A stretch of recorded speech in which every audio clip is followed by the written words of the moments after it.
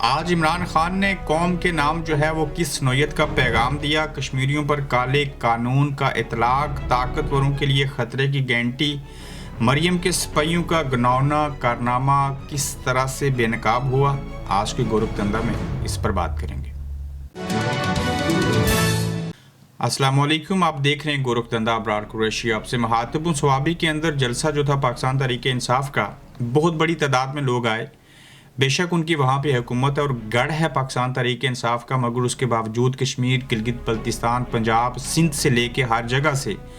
Even Balochistan اور کوئٹہ سے لوگ بھی اس جلسہ گاہ میں پہنچے۔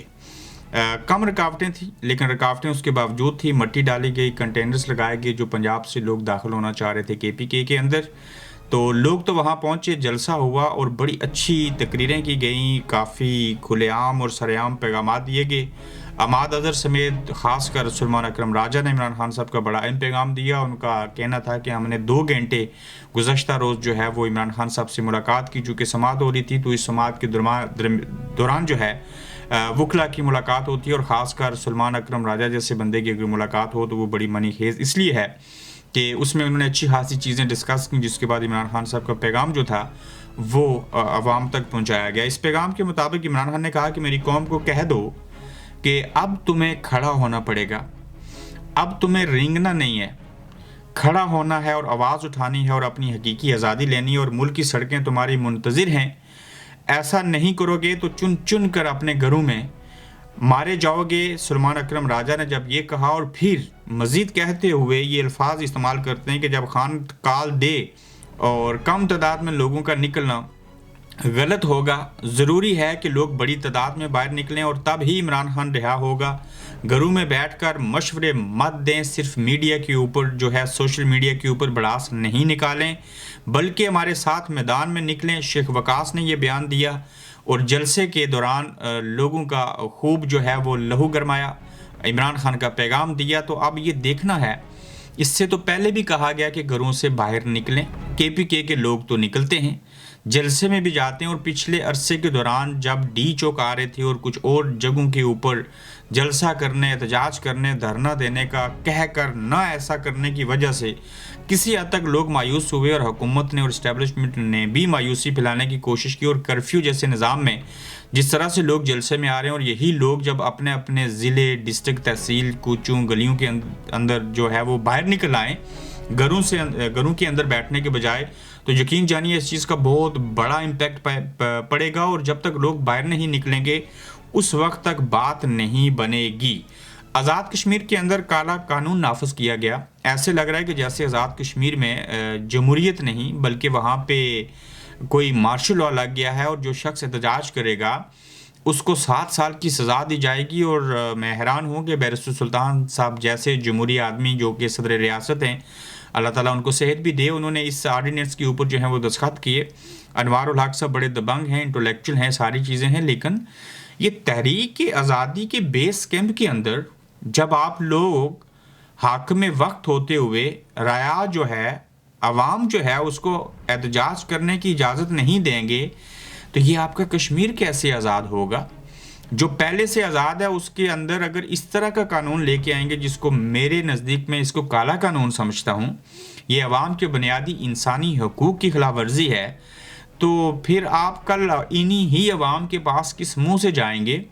آپ جو سیاہ و سفید کریں، جو مرضی ناانصافیاں ہوں، عوام کا جو بنیادی حق ہے کہ وہ اپنا حق مانگنے کے لیے اور ناانصافیوں کے اوپر آواز اٹھائیں، اس کے اوپر پابندی لگا دی جائے، تو یہ تو آزاد کشمیر کی تاریخ میں کبھی بھی نہیں ہوا۔ آپ کیوں پاکستان کے حالات ہیں جس طرح کی اس کی ڈگر کے اوپر چل پڑے ہیں؟ کس نے آپ کو اس نوعیت کا مشورہ دے دیا؟ تو انوار الحق صاحب، آپ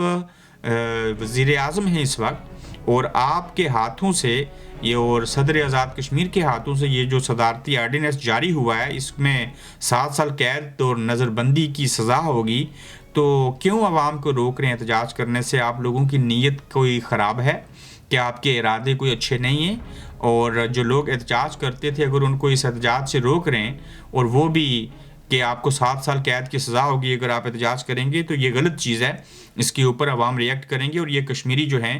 ان کو کسی اور کی طرح مت سمجھیے، انہیں بولنے دیجیے، یہ تحریک آزادی کا بیس کیمپ ہے، یہ آزاد لوگ ہیں، یہاں کو مارشل لا نہیں ہے، یہاں وزیر اعظم ہے، صدر ہے، سپریم کورٹ ہے، باقی تمام ادارے ہیں، تو مارشل لا جیسے حالات ملک کے اندر پیدا نہیں کیجیے۔ مجھے بڑی حیرت ہوئی کہ آزاد کشمیر کے اندر احتجاج کرنے کے اوپر جو ہے ایک صدارتی آرڈیننس جاری کر کے لوگوں کو کہا گیا کہ آپ جو ہے وہ احتجاج نہیں کر سکتے، جو کہ نہایت ہی غلط چیز ہے۔ پاکستان کے طاقتور لوگ جو ہیں وہ بری طرح پھنس چکے ہیں، اور اس کی وجوہات کیا ہیں؟ پاکستان نے 27 انٹرنیشنل کنونشن پر دستخط کیے ہوئے ہیں، اور اس دستخط کیے ہوئے معاہدے کے اندر یہ چیزیں تھیں کہ آپ پاکستان کے اندر جو بنیادی انسانی حقوق ہیں جو مسخ ہو رہے ہیں ان کو بہتر کریں گے، جو مسنگ پرسنز ہیں ان کی رہائی ہوگی، آپ اپنے آپ کو بہتر بنائیں گے، کند ذہن جو ہیں اس چیز کو ختم کرنا ہوگا، سوچ بدلنی پڑے گی۔ اور اگلے چند دنوں میں کچھ اہم شخصیات پاکستان آ رہی ہیں، یورپین جو ڈیلیگیشن ہے وہ دورہ کرے گا انسانی حقوق کی خلاف ورزی کے حوالے سے، کیونکہ پارلیمنٹیرین تک کو اٹھایا جا رہا ہے، پارلیمنٹ کے اوپر حملے ہو رہے ہیں، ایک سابق وزیر اعظم کو جیل میں رکھا ہوا، اور اب پریشر IMF سے بھی آئے گا۔ کس نوعیت کا پریشر برداشت کریں گے؟ IMF کا، امریکہ کا، ڈونلڈ ٹرمپ کا، ہیومن رائٹس کی تنظیموں کا، عمران خان کو جیل میں رکھنے کا، یا پھر پاکستان کی عوام کی طرف سے پریشر برداشت کریں گے، معاشی پریشر برداشت کریں گے؟ آخر آپ کیا کھاتے ہیں، کیا پیتے ہیں، کیا کرنا چاہتے ہیں، اور کیا نیت ہے آپ کی؟ تو حامد میر صاحب کہہ رہے ہیں کہ آنے والے دنوں میں اچھا خاصا پریشر آئے گا، اور جس معاہدے کے اوپر انہوں نے دستخط کیے ہیں اس معاہدے کی روشنی میں اگر انہوں نے اس طرح کے حالات ملک کے اندر پیدا نہ کیے تو پاکستان کے اوپر کچھ ایسی کنڈیشنز لگ جائیں گی جس کے بعد آپ کو مال پانی ملنا بند ہو جائے گا یا کم پڑ جائے گا۔ تو دیکھنا ہوگا کہ یہ اس چیز کو وجہ بنا کے کیا کرنا چاہ رہے ہیں۔ پھر ایک ہی صوبے سے بے شمار ججوں کو اٹھا کے ہائی کورٹس کے جو ہیں وہ ججز لگا دیے گئے ہیں، اور اس ضمن میں سپریم جوڈیشل کونسل کی ایک نئی واردات ہے۔ سپریم جوڈیشل کونسل نے طے کیا ہے کہ سندھ ہائی کورٹ کے 28 جج آئینی بینچ میں ہوں گے، اور اگلے ہفتے سے 26ویں آئینی ترمیم کا کیس سنیں گے، اور یہی فارمولہ سپریم کورٹ پر بھی اپلائی ہو سکتا تھا، لیکن موجودہ لا کا کہنا، جو حکومت کا کہنا ہے کہ جن ججز سے جان چھڑوانی تھی وہی آئینی جج بن گئے، تو پھر کیا فائدہ 26ویں آئینی ترمیم کرنے کا؟ تو ایک ہی جگہ سے جج اٹھا لیے، اور جب یہ 28 جج سندھ سے لیے جا رہے ہیں تو آپ اس بات کو بخوبی اور باغور سمجھ لیجئے کہ وہ کسی اور کی پے رول کے اوپر ہیں، وہ عوام کے ٹیکس کے پیسے سے عوام کے لیے کام نہیں کر رہے، کسی اور کے لیے کام کر رہے ہیں۔ تو ہر جگہ کے اوپر حکومت اور اسٹیبلشمنٹ اپنا جمود جو ہے وہ مضبوط کرنا چاہ رہے ہیں، اور ان کی کوشش ہے کہ ہم ان تمام اداروں کو، خاص کر عدلیہ کو، جو قابو سے باہر ہوئی تھی، جو آپے سے باہر نکلے تھے، ان کو قابو کریں۔ معذرت، مریم صاحبہ کے جو سپاہی ہیں، جو پنجاب پولیس ہے، انہوں نے ایک بڑا حیران کن کارنامہ انجام دیا، اور اس کے مطابق لاہور میں پولیس نے تلخ کلامی پر ایک نوجوان کے ساتھ سڑک کے اوپر تلخ کلامی ہوئی، اور نوجوان کو پھر اٹھا لیا، اور پھر اس کے 2 بھائیوں کو بھی تھانے میں بند کیا، اور ماں اور بہن کو زد و کوب کیا، بیٹے کو چھوڑنے کے لیے کہا 35 لاکھ تاوان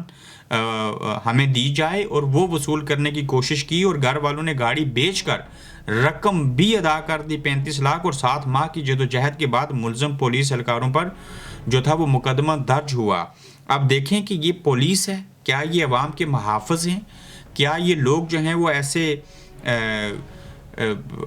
عوام کے ساتھ کر سکتے ہیں؟ بالکل پاکستان کے اندر ایسے ہوا تو جس ریاست کی پولیس جو کہ عوام کی محافظ ہونی چاہیے وہ بدتہ ہور بن جائے، وہ کسی کے ساتھ تلخ کلامی ہو جائے تو اس کو وجہ بنا کے اپنا الو سیدھا کریں، وہ 35 لاکھ تاوان کسی ملک کی پولیس مانگے، یہ تو بنانا ریپبلک میں بھی نہیں ہوا، یہ تو کینیا اور زمبابوے اور اس طرح کی تھرڈ ورلڈ باقی جو ممالک ہیں ان میں بھی نہیں ہوتا۔ تو ہم وہ تمام بے شرمی کی اور چیزوں کی حدیں پار کر چکے ہوئے ہیں جس کی کبھی ہم نے کوئی توقع بھی نہیں کی تھی اور وہم و گمان میں بھی نہیں تھا۔ تو یہ 35 لاکھ پولیس نے تاوان لے کے جو نوجوان کو اور اس کی فیملی کو چھوڑا، مقدمہ تو درج ہوا ہے۔ اب پولیس والوں سے ہی ہمیں انصاف اور بالخصوص ان عدالتوں سے کیسے انصاف ملے گا؟ یہ سوال جو ہے آپ کے ذہن میں بھی ہوگا، ہمارے ذہن میں بھی ہے۔ تو اگر انصاف لینے کی بات ہوتی تو وہ پہلے پولیس بنیادی جزو ہوتا ہے جہاں سے انصاف کا عمل شروع ہوتا ہے، تو اگر وہ خود ہی ایسے ہیں تو باقی کسی اور کے اوپر ہم کیا تکیہ کر سکتے ہیں؟ اپنا خیال رکھیے گا، یوٹیوب چینل کو سبسکرائب کیجیے گا، جلد آپ سے پھر ملیں گے۔ آپ دیکھ رہے ہیں گورکھدھندا ابرار قریشی کے ساتھ۔